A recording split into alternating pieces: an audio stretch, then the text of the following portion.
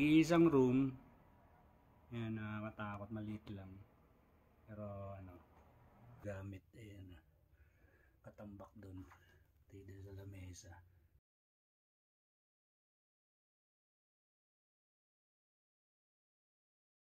Ayan. So, ayan. Ito yung pinaka-hallway. So, mahaba. So, ayan, dami nilang ano dyan. Display. Pero pupunta muna ako sa ano, pinaka-dining. Ang usapan kasi 4 pa yung ano, merienda. Silip muna tayo sa labas. So, ayan yung, ito hindi ko alam kung papunta saan eh. Pero ito, dito sa labas, ayan. So, ayun, ito na ang ano, lamig.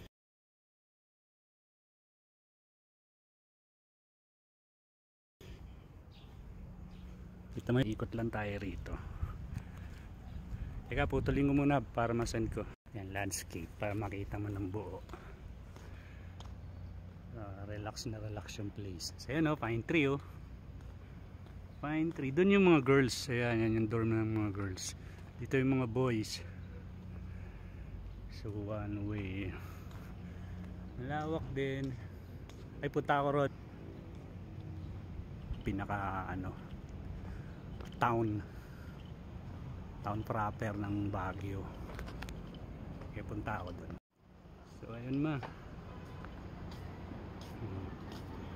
Ito kasing mirador yung kumbaga mataas na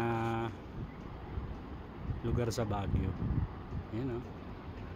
Kitang kita mo yung ano, tawagin nila sa ano,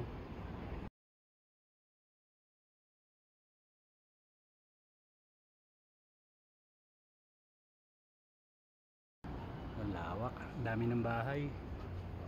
So ito yung likod ng kwarto namin, lawak din, ganda oh.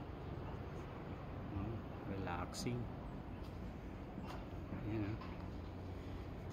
Meron pa rito ang St. Ignatius ano? Ay si Jesus. Ayan, pag nagmumuni-muni.